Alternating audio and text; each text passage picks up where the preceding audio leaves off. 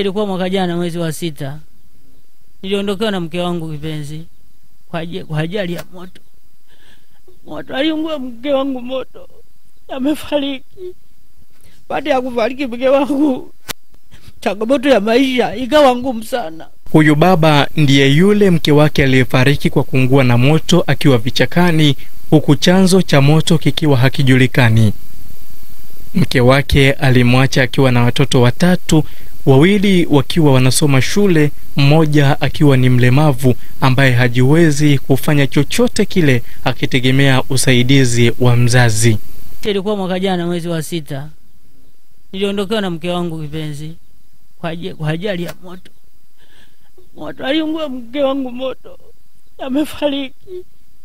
Baada ya kufariki mke wangu, changamoto ya maisha ikawa ngumu sana. Sasa ngumu sana changamoto ya maisha kulingana kwamba kaniacha mtoto ambaye ni mlemavu. Siwezi hata kwenda kusupply kutafuta kitu chochote ili kwamba uweze kujisaidia maisha yangu mimi pamoja na watoto. Basi mimi nikawa mtu wa nyumbani tu. Kilichokuwa tumekitafuta nikakitumia kimeisha, kwa sababu hakiingii, kinatumika tu mpaka tumeisha. Nimefikia changamoto kwamba hata kutafuta siwezi. Watoto wako shule, nafikiria namna ya kusomesha watoto ikashinda. Nikaa nakopa madeni ovyo ovyo mradi watoto wangu wasome. Nimefikia kwamba madeni yakawa yamenizidi. Madeni sina pa kushika, sina pa kwenda, madeni nao mengi nadaiwa. Kwa kweli nashukuru Watanzania ambao walioitikia mwezi wa 6, walinilipia ada za watoto. Nikanunua na mahitaji za nguo za watoto. Changamoto ikaja baki mimi na mtoto wangu huyu. Siwezi kwenda kutafuta, hata watoto ukipigiwa simu mtoto anaumwa, ile shilingi 10,000 kuwatumia kule hakuna. Muda wote mimi nazungukia nyumbani tu. Mtoto anahitaji kulishwa, anahitaji kusaidiwa kwenda chooni, anahitaji kila mahitaji anahitaji. Na mimi ndo namhudumia. Sina hata jinsi nitoke niende wapi, mtoto namwacha na nani na ataishi vipi? Hali hiyo imenipelekea kwamba ikawa hali ngumu tu, vile vile kaendelea kuwa ngumu. Kwa hiyo mimi nikawa naomba kwamba ikiwezekana wa Tanzania, hata serikali nisaidie huyu mtoto, wampeleka hata shule ili nipate na mimi nguvu ya kutafuta ili kuweza kukidhi mahitaji. Siwezi kuwa tegemezi kwa kila wakati, na mimi nguvu ninazo. Nashindwa kusupply kwa sababu ya huyu mtoto.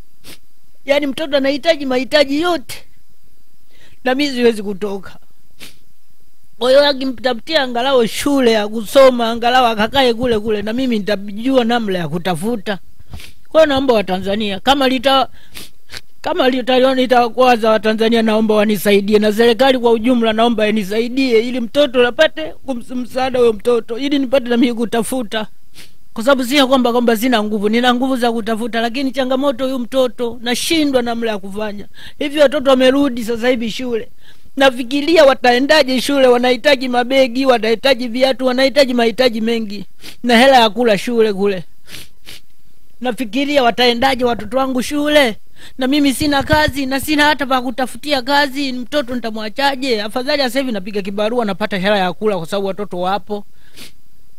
Nashindwa namna kulofanya. Naomba Watanzania kama wananisikia, wanisaidie huyu mtoto huyu, na serikali kwa ujumla nisaidie huyu mtoto huyu aende kwenda shule naye, ili nipate nguvu ya kwenda kutafuta sehemu nyingine na mimi niweze kuwasaidia na watoto wangu wengine. Vibarua gani unavifanya? Vya kulima tu. Vibarua vya kulima tu. Yaani nikipata kibarua cha kulima na lima chochote tu, mimi sichagui kazi yote, ili mradi nipate kujikizi kimahitaji. Na una watoto wangapi? Na watoto 3 tu. Mmoja huyu ndo mkubwa, huyu mlemavu ndo mkubwa. Ndio anafuatia yule mwingine wa kijana, ndo anaingia form 4 mwakani. Na huyu anaingia form 3. Na watoto hawa 3 tu ndo aliniachia marehemu mke wangu. Sina jinsi sasa, sina hata nguvu ya kutafuta kokote, nitatafutia wapi? Na huyu mtoto anahitaji mahitaji yote. Kunywa maji, nisipo kuwepo, hata kunywa maji hanywi mpaka nirudi. Kwenda chooni hata kujisaidia hawezi mpaka nirudi. Sasa nitaenda wapi kutafuta? Kwa hiyo ndio hilo nilikuwa naomba tu Watanzania wanisaidie yule mtoto. Serikali nisaidie, wamuone yule mtoto. Na anahitaji sana apate angalau naye kwa kujichanganya na wenzia. Anahitaji sana, lakini uwezo sina. Ukiongea na mtoto anasemaje? Mtoto yeye anahitaji shule, kila siku ananiambia baba unipeleke shule. Aliwahi kusoma kule wakati akiwa mdogo. Ile bahati mbaya ile shule ilifungwa Bagamoyo, ilikuwa na shule ya Flora Bagamoyo ya wazungu. ilifungwa ile shule. Kwa hiyo sasa akawa nyumbani, na uwezo wa kumtafutia shule mimi sina, maana nasikia yuko Tanga, nasikia Mbeya, uwezo wa kwenda hata kule mimi sina. Sawa, tuanze kuhesabu. 1 2 3 4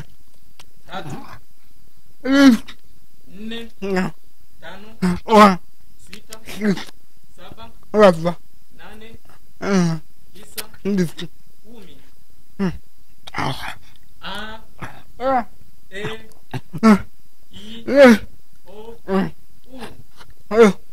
Kama unavyomtazama anakuthibitisha ni namna gani anaweza kuhesabu 1 mpaka 10 na natamani afanye zaidi na zaidi. Basi Mtanzania, lengo langu ilikuwa ni kukufikishia wewe uweze kuyathibitisha hayo yote, naamini umeyathibitisha. Tanzania wenzangu, naomba utusaidie katika familia yetu na pia utusaidie katika masomo yetu hizo tukasome tukamalize, ukatusaidia wa Tanzania. Sisi ndo tunahitaji msaada wenu, maana si wenyewe hapa tunapata shida.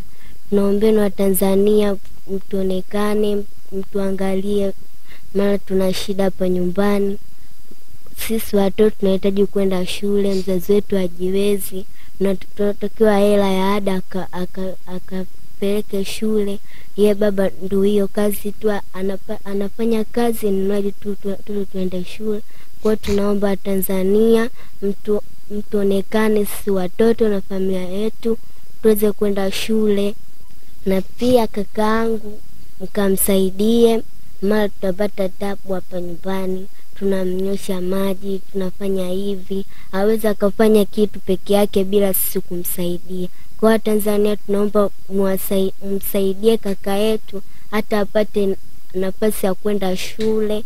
Na chakula cha huyu mtoto ni nini? Chakula anakula ugali tu. Hatuna kingine cha kubadilisha kwa sababu uwezo hatuna. Tunakula ugali tu, tukisha saa nyingine tunakula asubuhi, tunabana budget mchana, tunakula jioni.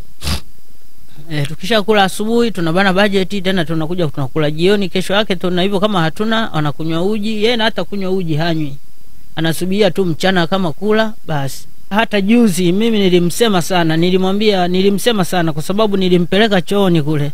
Akaenda kukaa chooni, hakuweza kujisaidia, akarudi. Akalizo kwamba akaniambia kwamba baba, mimi bora nife tu. Mbona mama amekufa na mimi ngoja nife tu. Kwa kweli niliumwa sana, nikamwambia usirudie tena kusema hivyo. Tumuombe Mungu. Niliumwa sana. Watoto wangu niliumwa sana, uwezo sina tu.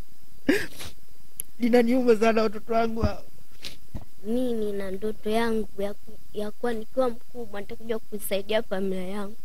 Kwa hiyo nikikuwa sisomi na kuwa nabaki tu, afu familia yangu ipo chini, haipo uwezo wa juu, afu mwenyewe sisomi, afu nikiwa mkubwa nitakuwa sina kazi, hata wazazi wangu kuja kuwasaidia baadaye. Tamani nipate elimu ili baadaye nije kuwasaidia wazazi wangu, chochote ninachokuwa nacho nakuja nawasaidia. Naomba uwapatie mawasiliano ili namna atakaye tamani kukusaidia basi akusaidie. Najua Watanzania ni wakarimu sana, daima hawajai kumwacha yule ambaye ni 0795 15 72 52. Nyingine 0613 35 16 80. Jina naitwa Joseph Masesa Malale. Sawa. Nyumba yangu kukawa na maruweruwe mengi sana. Usiku mtoto anapigwa na mtu ambao hamuoni. Na mimi namwagiwa mchanga kiasi kwamba na mtu mwenyewe simuoni anayenimwagia mchanga. Nimeendelea na hali hiyo na kuwa naumwa tu ovyo. Kisha mwisho imefikia stage nikakimbia mji wangu. Ulipokuwa naishi kule? Nilipokuwa naishi kule nimeukimbia mji wangu, nikaja kuomba hifadhi hapa Kitunda Kibeberu. Nimekuja kuomba hifadhi hapa. Ni kwa nini natamani umfafanulie Mtanzania, umesema ulikuwa unamwagiwa mchanga. Hizo hali unahisi ni kwa nini ulikuwa unamwagiwa mchanga, na mwanao umesema kwamba alinyolewa kichwa, ili kwa nini? Hata mimi sijaelewa ilikuwaje, kwa sababu nilishangaa tu mtoto, nimeamka asubuhi amenyolewa nywele. Nashangaa amenyolewa nywele mtoto, alafu anakuwa anapigwa makofi usiku analia, na mimi mwenyewe namwagiwa mchanga. mtoto huyu mlemavu huyu. Ile hali kwa kweli imetupelekea kwamba tulikuwa naishi shida tu, mpaka tumefikia kwamba tumekimbia, tumekuja huku, tumeomba hifadhi, tumepewa. Madhara hayawahi kukutokea au alikuwa nitokea mimi? Mpaka sasa mkono unaniumaga hapa, yani mkono unaniuma kweli, hata usiku silali, mkono unaniuma hapa mpaka leo unaniuma. Hivyo tu niliamka tu, yani sijajigonga, sijafanya nini, nimeamka mkono unauma mpaka leo unaniuma. Toka kipindi cha kuwa namwagiwa mchanga hivyo na mtoto anapigwa, ndo nikaamua kukimbia kuja kuomba hifadhi. Msamaria akanipa hifadhi, nimekaa hapa nikajihifadhi. Anidai hata kodi, kaniambia nikae tu. Hapa ndo wanapolala watoto wangu. Ule mlemavu na yule mwenzio analala wote hapa. Ndo sehemu wanakolala. Wote wa form 4 analala hapa, na huyu analala kwa hakika analala pale mbele.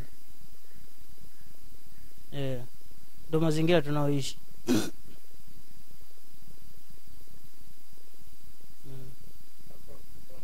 Wa form 4 analala hapa.